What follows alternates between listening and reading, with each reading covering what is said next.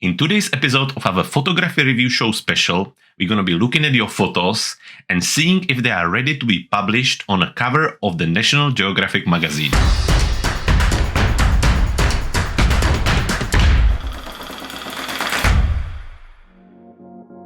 Hello everyone and welcome back to another episode of our photography review show. For those who don't know me, my name is Jacob Bors. I'm a professional photographer based in West Sussex in England.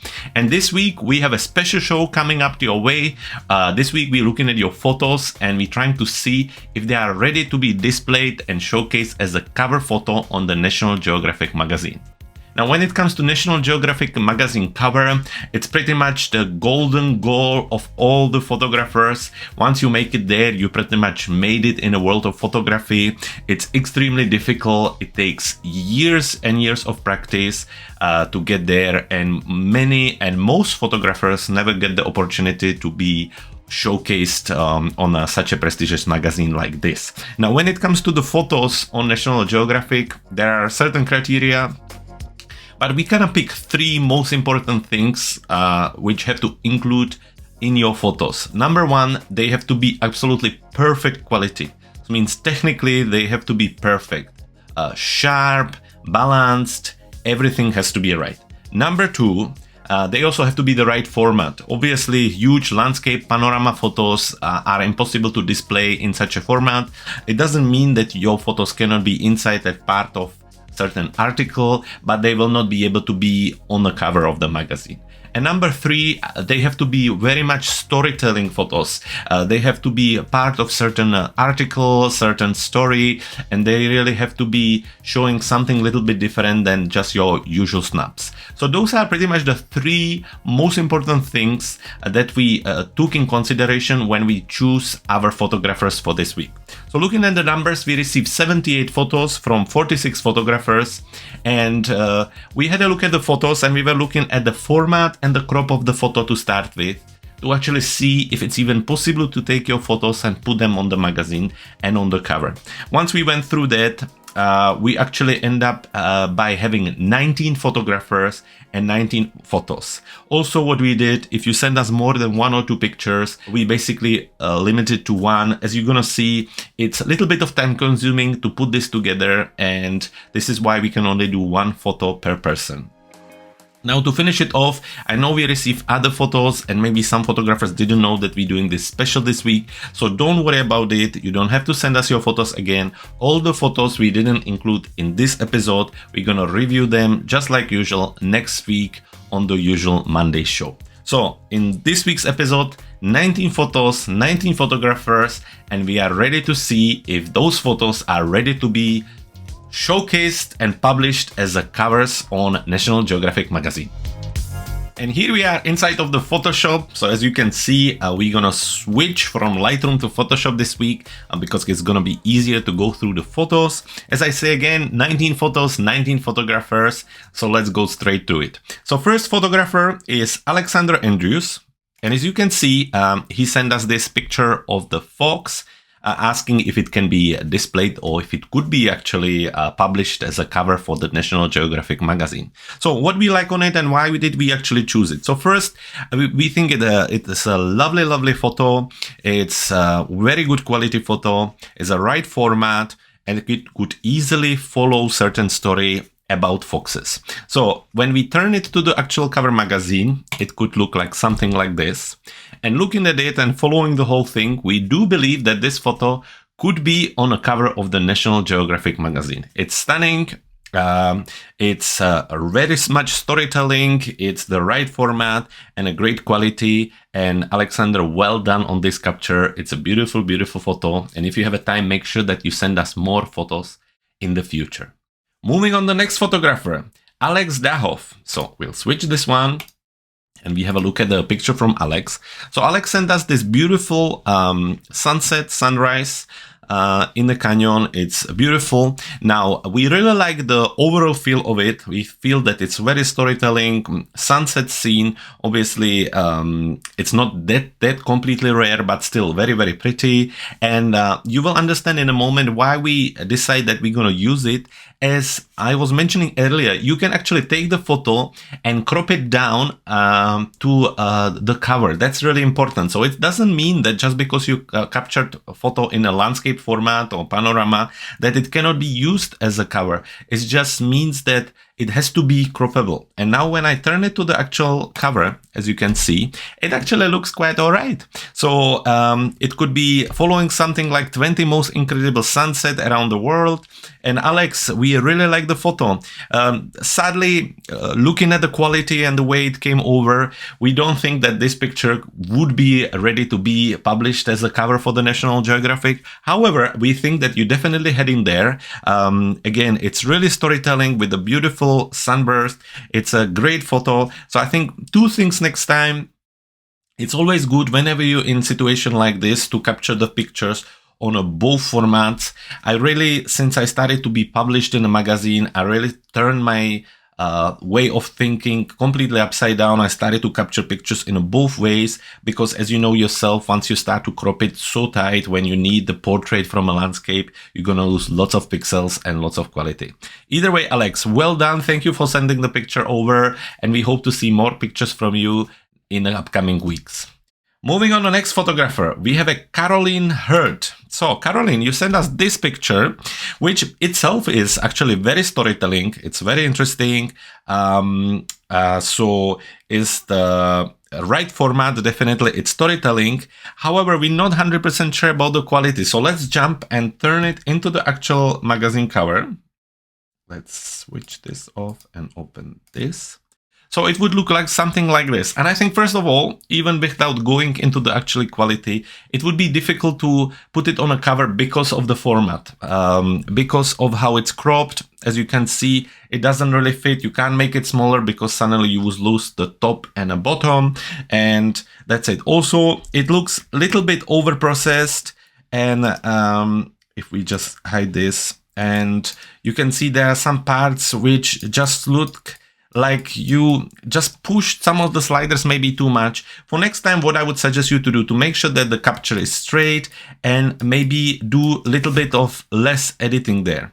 Either way, it's as we said, the reason why we decided to turn it into the actual magazine cover and show you how it would look is because it's nicely storytelling. And it's a right format. It's like a fit there. It's just that it would have to be edited a little bit differently, and I think it would have to be have much less post-processing. Moving on, the next photographer, Caroline, we're gonna look at Daniela. Daniela sent us this photo, which itself is absolutely stunning. It's a great quality. It's the right format of the photo, and it's very much storytelling. It has a lovely leading line through the actual photo. The foreground elements is beautiful. And as you can imagine already, if we turn it to the cover, it looks great. And with this photo, we think Daniela 100% it could be cover on the National Geographic magazine. Something like a top of the world, are you ready? Article ready to be presented. Absolutely, absolutely beautiful. And Daniela, well done on that. We hope to see more pictures from you in the future. So another photographer, which we believe did really well and could end up on a cover of the National Geographic magazine. So we switch that off and move to Donnie R. So Donnie sent us this picture of the tiger, which is absolutely beautiful. Lovely, lovely capture, lovely bokeh at the back, and very, very nice sharp capture is the right format. We believe that technically it's well captured too. So let's have a look what it does when we turn it to the National Geographic magazine cover. And here you have it. Is it time to say goodbye? Endangered tigers making a remarkable comeback. This picture could definitely end up being part of the National Geographic magazine, and it could easily end up on a cover. Donnie, well done on a capture. We think it's very, very pretty. It's very storytelling. It's very atmospheric, and actually it looks great. So well done on that. Great photo, and hope to see more of your photos in the future.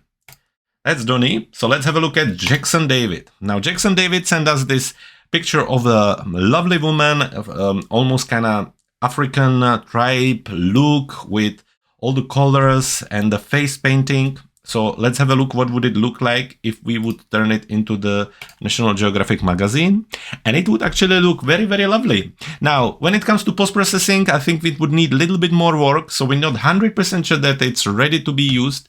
But when it comes to the format, the storytelling, and the capture, well done there, Jackson. Maybe it would take just a little bit of editing to make it a little bit more brighter, but in overall, it's a stunning photo. And again, it could easily end up as a cover on the National Geographic, but it would need few extra steps, we feel. Okay, Jackson, well done. Great.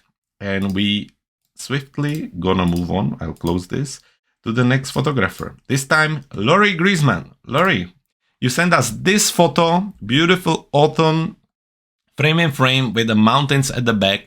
I already mentioned in the past that you have a great eye for composition. You sent us pictures before, so well done on that. I really love this one as well. That's something what you're really good at. As I mentioned in past, it's just really shame that you can't photograph on. So far, I haven't seen any pictures from you from the kind of golden hour time, because that would take these pictures and push them even a little bit further. But Laurie, anyway, it's a right format. And it's a beautiful picture. It's definitely storytelling when it comes to autumn. So we decided that we will turn it to the National Geographic cover. It looks like this, or it would look like this.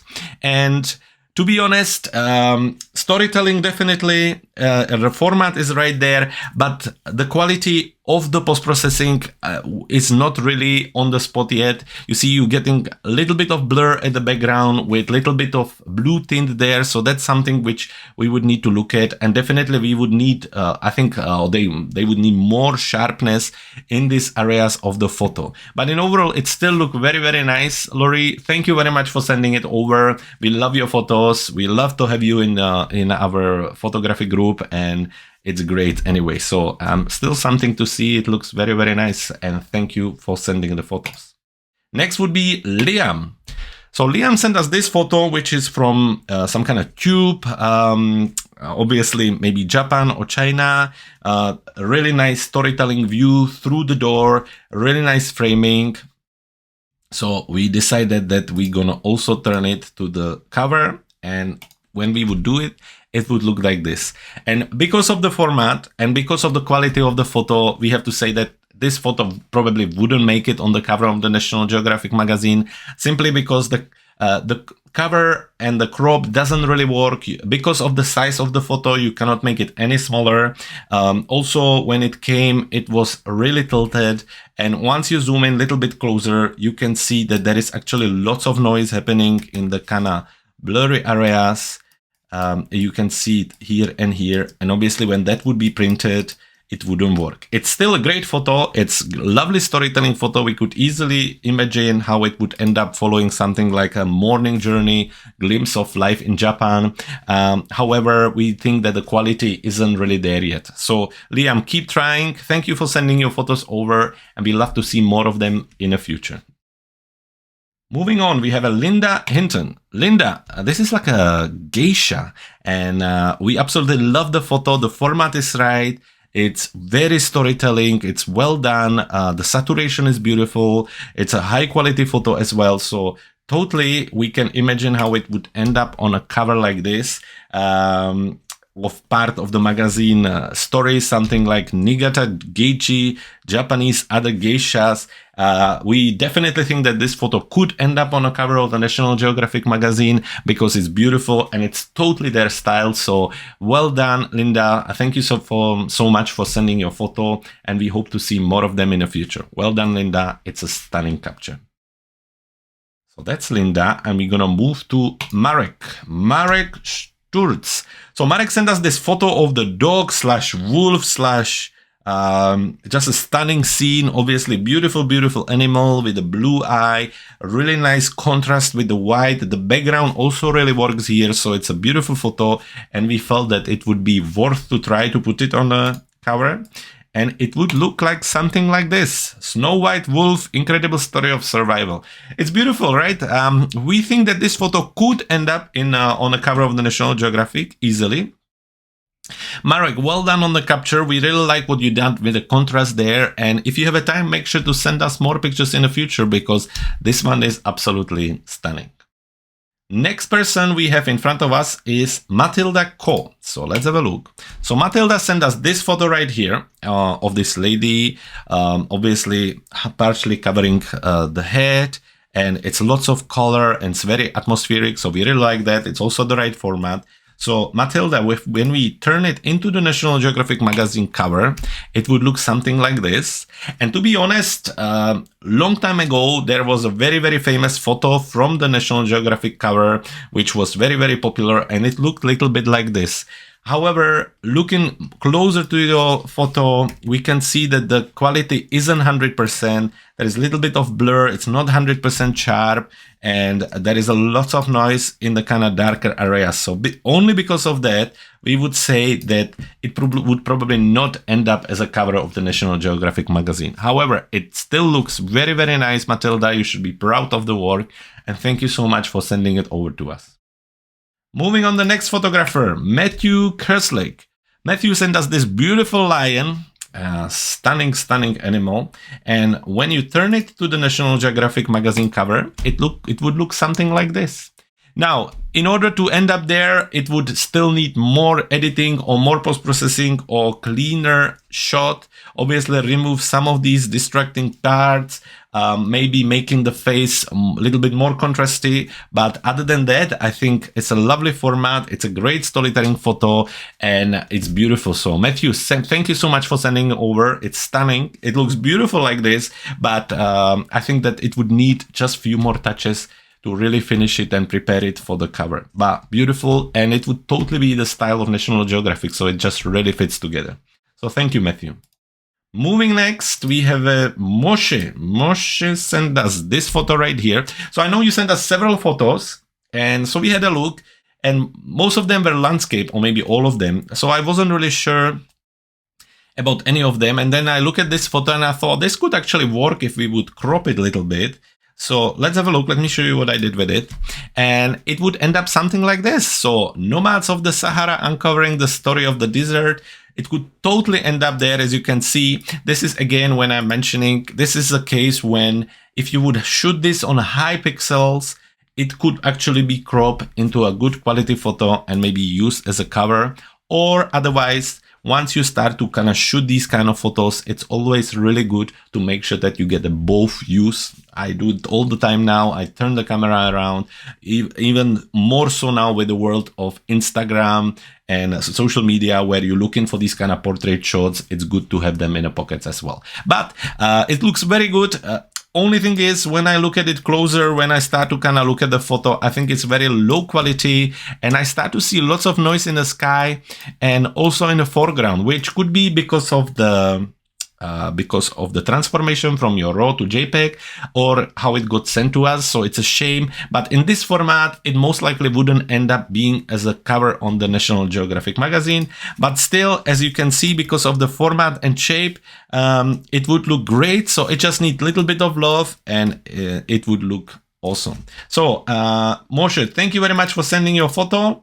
And we're moving on next. Nikita Karimov. So Nikita Karimov sent us this picture from Russia. This is Moscow, the palace there, with the sky behind and really kind of wintry feel, and with the lovely, interesting foreground element following the leading line towards the palace. So if you would take this and turn it into the magazine cover, it would look probably something like this.